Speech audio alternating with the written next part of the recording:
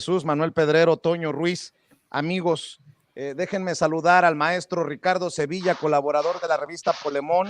colaborador de Regeneración MX, uno de los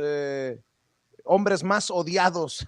por Enrique Krause, Héctor Aguilar Camín, y por qué no decirlo también Claudio X González, porque les ha jalado la cobija, miembro de esta familia sin censura. Maestro, muchas gracias por tu paciencia. ¿Cómo te va, Ricardo Sevilla? Buenas tardes. Buenas tardes, todavía días, a 9 minutos de que todavía sean días. Saludo con muchísimo gusto a la mesa, a ti, Vicente, y a todos los demás amigos talentosos, periodistas independientes y sobre todo valientes.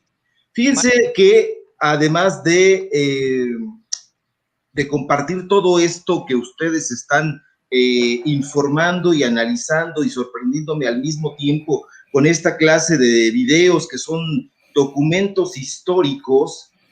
debo decirles por otra parte que el día de hoy, en esta jornada electoral histórica,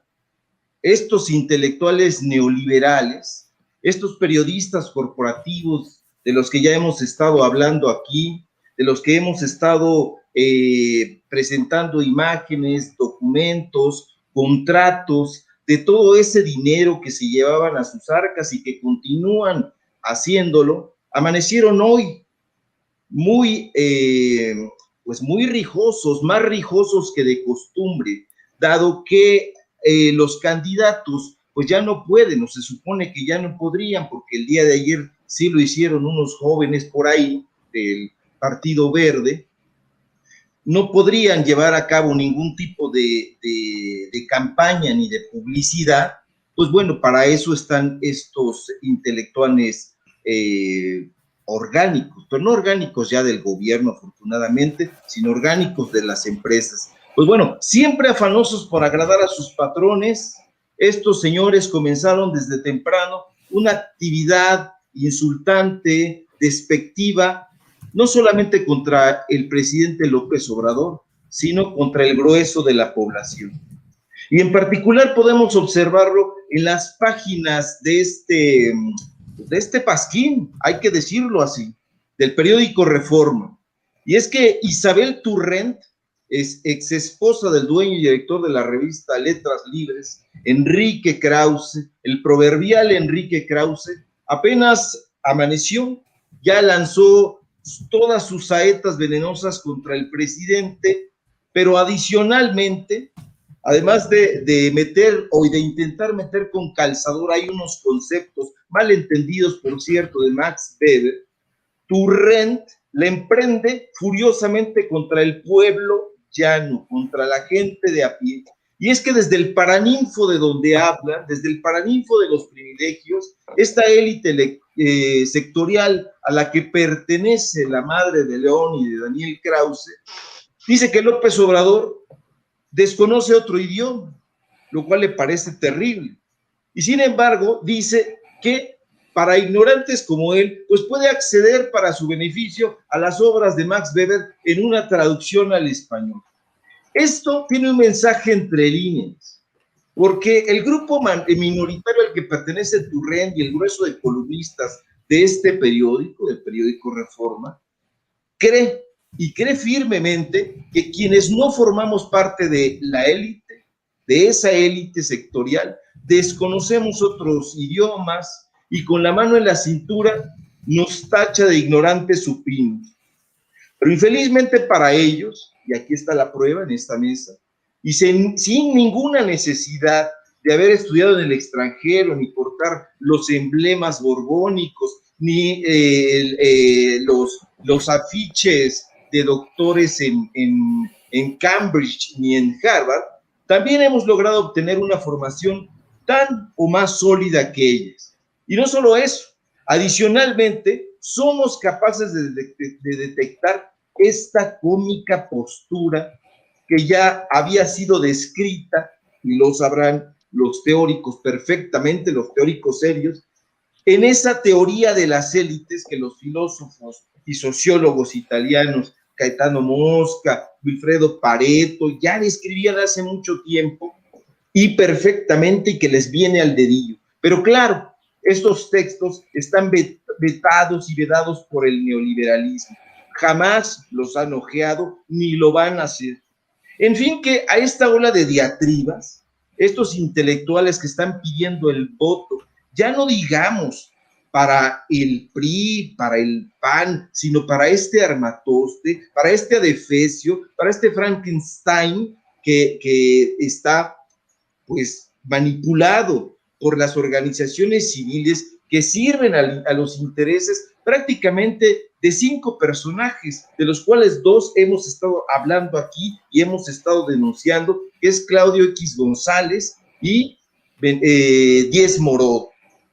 Carlos Elizondo Mayer Serra, que ya fue exhibido en varias ocasiones por el presidente, en 3 ocasiones en la mañanera, donde puso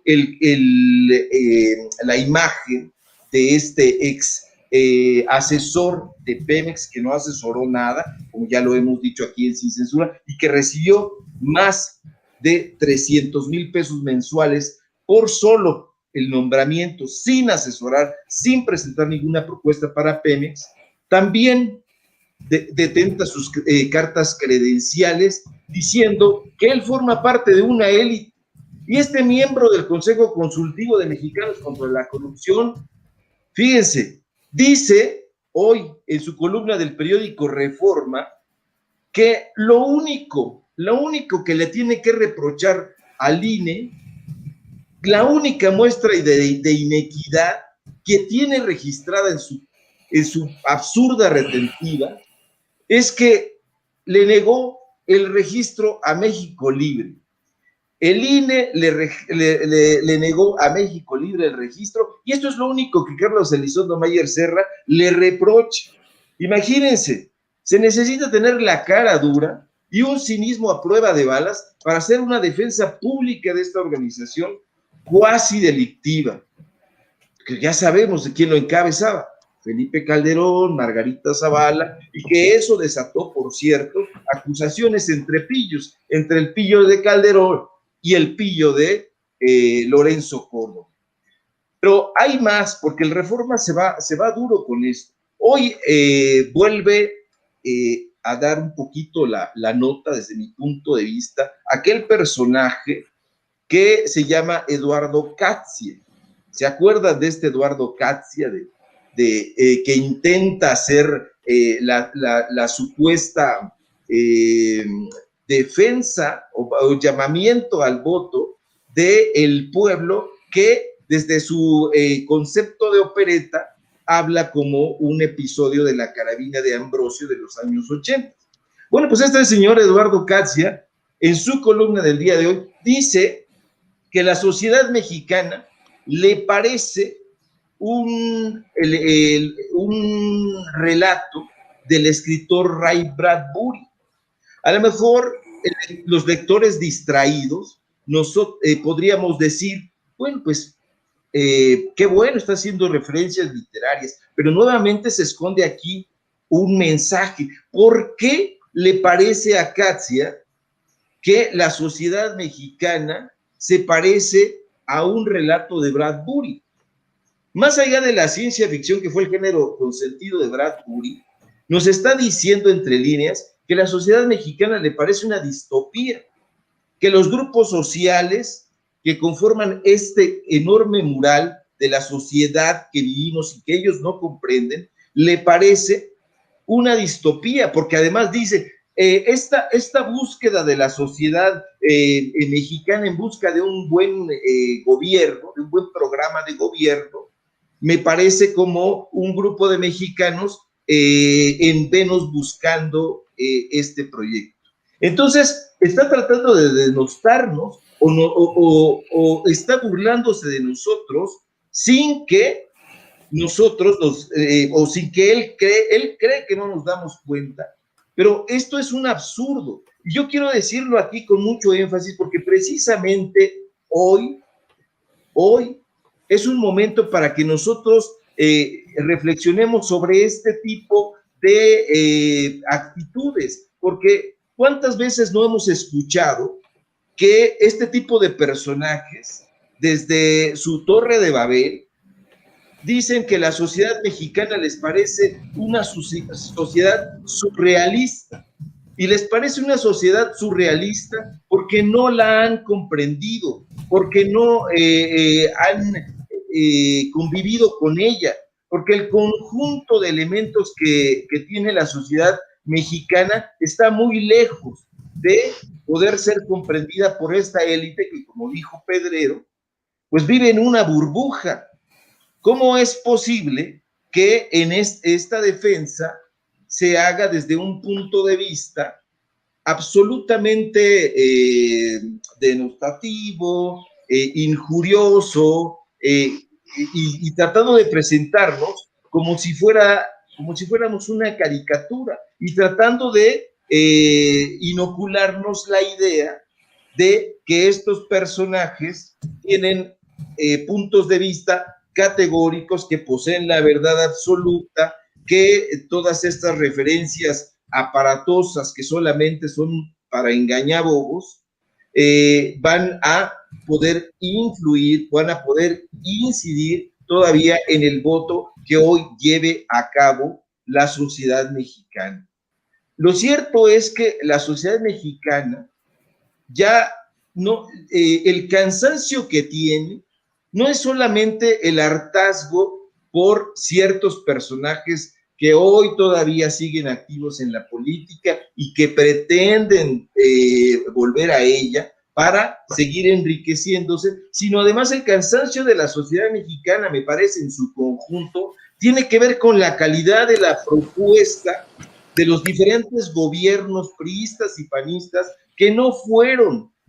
capaces no solamente de ser empáticos con con los programas sociales que presentaron y que no desarrollaron, y con el proyecto educativo que fue una desgracia y que impuso a intelectuales y que impuso lecturas, sino que simple y sencillamente concentraron en la práctica ese supuesto proyecto en su persona. Fue una concentración de poder. Estas organizaciones supuestamente civiles no han producido ingresos propios, no han creado empleos permanentes, no han ayudado a salir a la población mexicana de su atraso, no han logrado tampoco erradicar la pobreza ni las desigualdades existentes, de modo que no hay condiciones para que el pueblo memorioso, que lo es, aunque ellos piensen lo contrario, vaya a emitir un voto a favor de esta élite sectorial que únicamente se habla frente al espejo, que únicamente no solamente trata de narrar una serie de chapucerías, sino que además estas chapucerías solamente son compartidas, por ejemplo, por los familiares, por los amigos y por esta misma élite sectorial. El artículo de Katia, el artículo de Isabel Turren, pues inmediatamente fue compartido por su hijo León Krause y por el exmarido, etcétera. Entonces, a través de las redes sociales, y eso hay que estar muy atentos, van a tratar de impulsar un descrédito del gobierno, que ellos imaginan que está concentrado el poder en una sola persona, que es el presidente López Obrador, cuando no han entendido que ni siquiera el partido Morena es un partido en sí mismo, es una organización que se parece muchísimo a la sociedad mexicana, porque tiene ahí intelectuales de izquierda muy radicales, que tiene perfiles empresariales también muy acusados, que tiene personajes de una trayectoria política indiscutible, que tiene que reúne a un grupo de jóvenes también con otra idea mucho más fresca, mucho más combativa, que tiene es una organización que tiene muchísimos rostros, y que ellos, calificándolo como un partido político que está gobernado por el presidente, caen en un absurdo, en una caricatura, porque no hay esa estructura hegemónica hay que ver incluso los debates que se suscitaron, no solamente en esta campaña, sino de mucho tiempo atrás, entre los mismos personajes de Morena, lo cual enriquece también la discusión.